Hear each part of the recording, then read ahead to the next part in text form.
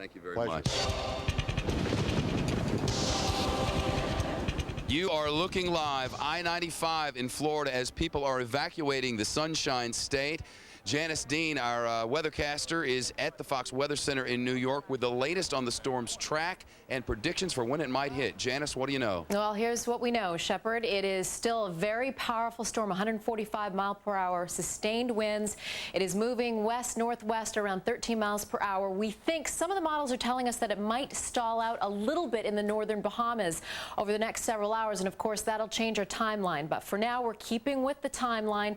We do have some hurricane warnings in effect for parts of Florida, from Flagler Beach all the way to Florida City, including Lake Okeechobee. We have hurricane warnings, meaning that we're going to see hurricane effects or gusty winds, very gusty winds, obviously perhaps some heavy rain, and of course we could see, like I said, hurricane-like conditions with a strong storm surge in the next 24 hours. All right, here is where that path is headed. It's much like you've seen in the last several days. It hasn't changed very much, but of course we do have that sort of cone of uncertainty as we move further out in time.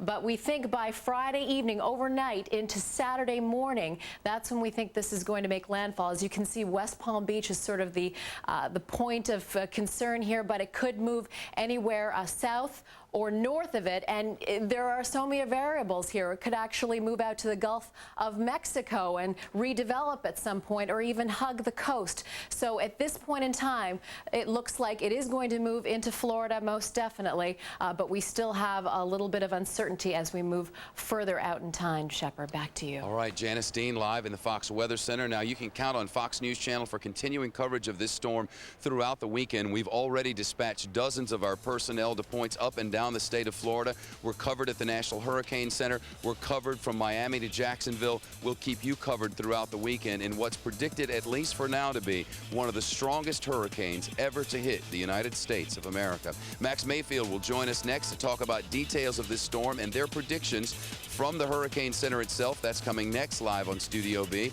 And then Andy Card, the Chief of Staff for this White House, will join us to talk about domestic issues. Will we get specifics on the economy? Will we get specifics on the environment? Will we get specifics on jobs? All of that with Andy Card coming up. Your bottom of the hour headlines just moments away on Studio B from FNC. It's good to have you with us.